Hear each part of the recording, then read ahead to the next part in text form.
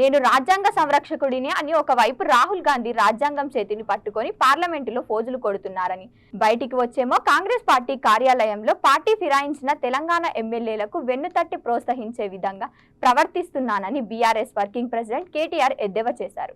కొన్ని రోజుల క్రితం ఒక యూట్యూబ్ ఛానల్లో స్పీకర్ గడ్డం ప్రసాద్ మాట్లాడుతూ ఫిరాయింపులకు నేను వ్యతిరేకం అని మాట్లాడారని, దాన్ని మేము స్వాగతిస్తున్నామని కేటీఆర్ అన్నారు. కాంగ్రెస్ పార్టీ ఏ పార్టీ అయితే ఈ రోజు ఒకవైపు రాజ్యాంగం పట్టుకుని రాహుల్ గాంధీ గారు ఢిల్లీలో పోజులు కొడుతున్నారో నేను రాజ్యాంగ సంరక్షకుని అని, అదే కాంగ్రెస్ పార్టీ ఇవాళ రాజ్యాంగ భక్షకుల మాదిరిగా ఏ రకంగా వ్యవహరిస్తున్నారో కూడా వారికి వివరంగా చెప్పడం జరిగింది. చేతుల్లో రాజ్యాంగం పట్టుకుని పార్లమెంట్ లో పోజులు, బయటికి వచ్చి కాంగ్రెస్ కార్యాలయంలో పార్టీ ఫిరాయించిన ఎమ్మెల్యేలకు వారిని వెన్నుతట్టి ప్రోత్సహించే విధంగా రాహుల్ గాంధీ గారు ప్రవర్తిస్తున్నారని చెప్పి కూడా నేను స్పీకర్ గారికి గుర్తు చేయడం జరిగింది.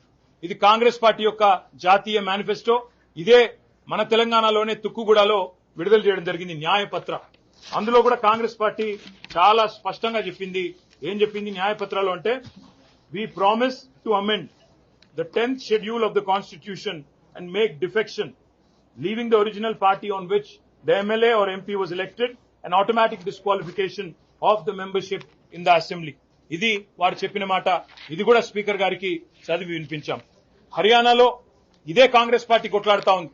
వాళ్ళ ఎమ్మెల్యే అక్కడ కిరణ్ చౌదరి గారు బీజేపీలో చేరితే ఇదే కాంగ్రెస్ పార్టీ హర్యానాలో అక్కడ స్పీకర్ తో కొట్లాడుతా ఉంది, డిస్క్వాలిఫై చేయండి అని కొట్లాడుతా ఉంది. అది కూడా స్పీకర్ గారికి గుర్తు చేసినాం.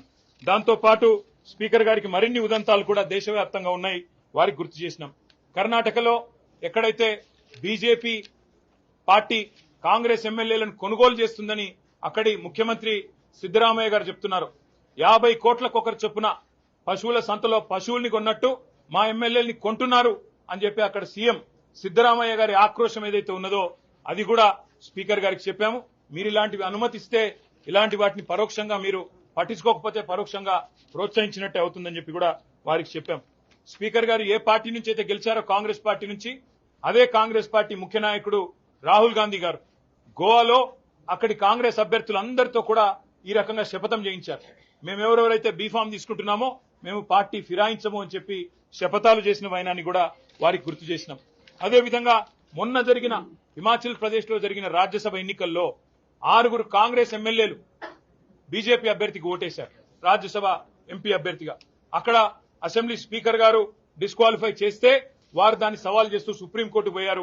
సుప్రీంకోర్టు ఆ విషయంలో మేము అడ్డురాము, స్టే ఇవ్వము, స్పీకర్ గారు చేసింది కరెక్టే అని చెప్పి సుప్రీంకోర్టు కూడా హిమాచల్ ప్రదేశ్ లో తీర్పిచ్చింది. పార్టీ ఫిరాయింపుల విషయంలో సుప్రీంకోర్టు చాలా సీరియస్ గా ఉందనే విషయాన్ని కూడా వారికి చెప్పాము. ఇంకా మహారాష్ట్రలో కూడా జరుగుతున్న విషయాలు కూడా చెప్పాము. ఇదంతా స్పీకర్ గారికి చెప్పి మేము వారికి చెప్పిందల్లా ఏమంటే, సుప్రీంకోర్టు నిబంధనలు క్లియర్ గా ఉన్నాయి, మీకు కాపీ కూడా ఇస్తున్నాం సార్, మిమ్మల్ని కొంతమంది తప్పుదోవ పట్టిస్తున్నారు, ఏమీ కాదని, మీరు ఏ నిర్ణయం తీసుకోకుండా ఇబ్బంది రాదని, మీకే కలంకము రాదని చెప్పి కొంతమంది చెప్తా ఉన్నారు. వారిని స్పీకర్ గారిని మేము అభినందించాం కూడా. మన స్పీకర్ గారు ఒక దగ్గర ఒక యూట్యూబ్ ఛానల్కి ఇచ్చిన ఇంటర్వ్యూలో చాలా స్పష్టంగా చెప్పారు, నేనైతే వ్యక్తిగతంగా పార్టీ ఫిరాయింపులకు నాకు ఇష్టం లేదు, ఒక పార్టీ మీద గెలిచిన వాళ్ళు ఇంకో పార్టీకి పోవడం అనేది అనైతికం అని స్పీకర్ గారు ఏదైతే మాట్లాడారో మేము అభినందించాం. కానీ మాటలతోనే ఆగిపోకుండా మీరు వెంటనే మరి కార్యాచరణ కూడా ప్రారంభించి ఈ 10 మందిని కూడా అనర్హులుగా ప్రకటించి ప్రజాక్షేత్రంలో వారి బలాన్ని రుజువు చేసుకునే విధంగా స్పీకర్ గారు నిర్ణయం తీసుకోవాలని చెప్పి కూడా కోరారు.